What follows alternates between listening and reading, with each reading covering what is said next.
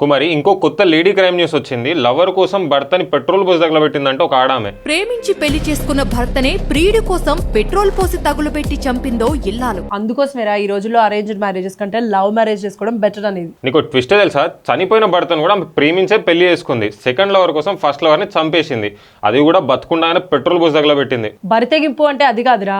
Lovers కి hotel room ఇవ్వకపోతే హాస్పిటల్లో పేషెంట్ గా జాయిన్ అయ్యి లవర్ ఏమో అటెండీగా వచ్చి వాళ్ళకి ఇచ్చిన హాస్పిటల్ రూమ్ లో ఏదో చేయబోతే అడ్డంగా దొరికిపోయారు. ఈ ఐడియా ఏదో బాగుంది, ఇంప్లిమెంట్ చేయొచ్చు ఎప్పుడైనా. మారవారా నువ్వు? చేయి అలా అటెండ్ అయినప్పుడు హాస్పిటల్లో ఎవడో కిడ్నీ తీసేస్తాడు, అప్పుడు సమ్మగా ఉంటుంది.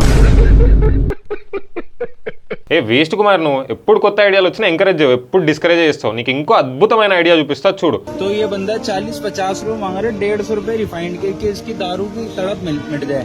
ఒక అతను ఆయిల్ ప్యాకెట్ తీసుకొని క్వార్టర్ ఇవ్వమన్నాడంట. వంటింట్లోంచి ఎత్తుకొచ్చాడా ఏంటి? పెళ్ళానికి తెలిస్తే వాతలు పెడుతుంది. అప్పుడు ఆ వాతలకు ట్రీట్మెంట్ కోసం డబ్బులు కావాలని చెప్పి మందు కొనుక్కొని మళ్ళీ తాగుతాడు. సింపుల్. No use. వాడు విండండి.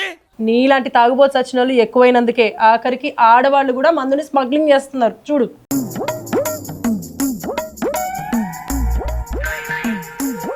ఆహా సూపర్. ఎక్కడిది? యూపీనా బీహారా? బీహార్. బీహార్ అంటే మినిమం ఉంటది మరి. ఎట్లుంటది మరి మనతోని?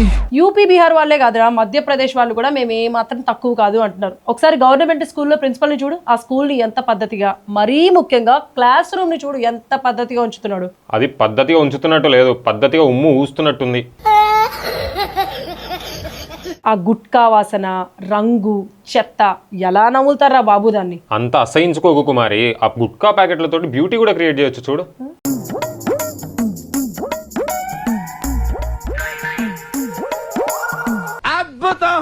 అరే బీడీలతో జాకెట్లు, గుట్కా ప్యాకెట్లతో లంగాలు, ఏంట్రా అది బాబు? జనాలకి పిచ్చిలేచిందా ఏంటి? షేక్స్పియర్ జీవితమే ఒక నాటక రంగం అని అన్నాడు. అది ఎర్రగడ్డలో నాటక రంగం అని చెప్పి మనకి ఇప్పుడే అర్థమవుతుంది.